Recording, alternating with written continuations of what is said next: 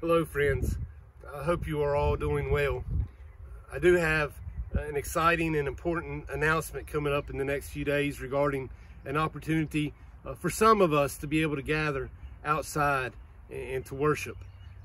But more will be said about that. Details will be sent. If you are a part of Faison United Methodist Church, you should be receiving a letter from me in the next few days that has very detailed instructions regarding that outside gathering.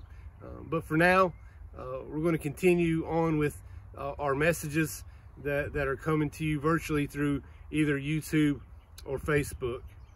My hope through this whole ordeal has been that we could somehow or another use this mess that we are in as an opportunity to focus on the things that matter the most. I've attempted to frame it a few different ways, using different scriptural examples, through using different language. But the gist of my argument this entire time, as I've been calling us all to focus on the things that matter the most, my urging this entire time is that we as a humanity have lost our way. Our sinfulness leads to a brokenness that is currently exposed in a glaring way that most of us have never even experienced. It's very glaring at this moment that we are broken and in need of repair. We've been programmed to believe that more is always better, that farther is always greater, and that our horizons are always in the need of broadening. But you see, none of that is necessarily true. What I've been advocating this whole time is that we actually narrow our horizons. And through narrowing our horizons, we can focus on the realness and the beauty of the actual life that is before us. This whole idea that we can broaden our horizons and become something apart from being rooted in an actual place, in an actual life, is a new invention. And it's not a good one. Humans haven't always been able to just get from point A to point B at 100 miles an hour. Horizons have been narrow for humanity ever since God made a humanity. And my sense is that's what God intended for humanity. To be rooted. To be rooted. And to be appreciative.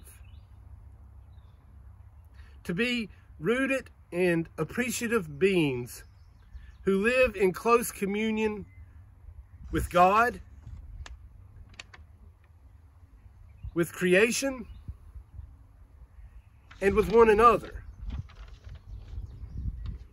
You see, in the beginning, God gave us a great start. When God created humanity, God placed humanity in paradise. In paradise. In the beginning, God gave humanity this great head start by placing them in paradise. And what was paradise? Well, Genesis chapter 2 says, the Lord God planted a garden. In the beginning, God created paradise, and it was a garden.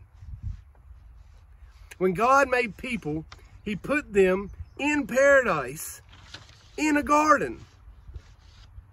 God didn't build a city and call that paradise. God didn't form a corporation and call that paradise. God didn't even build a golf course and call that paradise. No, in the beginning, God planted a garden, a place where things are rooted, a place where things grow, a place where things thrive, a place where life happens. In the beginning, God planted a garden, and it was paradise. A place where life happens. a complex and complicated web of relationships that all give life in some form or fashion.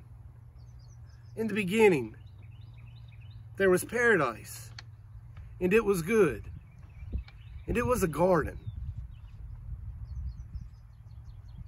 Speaking of paradise and things that matter, y'all remember when Jesus was being crucified,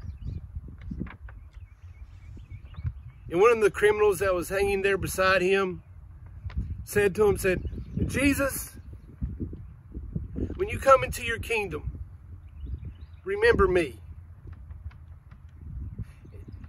And do you remember what Jesus told that criminal? Jesus said, "Today, you will be with me in paradise." That's what Jesus tells this criminal as he prepares to die. Today, with me in paradise. Then you remember a few days later, when Mary Magdalene goes to Jesus' tomb, and she has a conversation with the man who is there. A man who is actually Jesus. But Mary Magdalene doesn't realize that he's Jesus. In fact, she mistakes him for the gardener. She thought he was the gardener. You know, she wasn't wrong.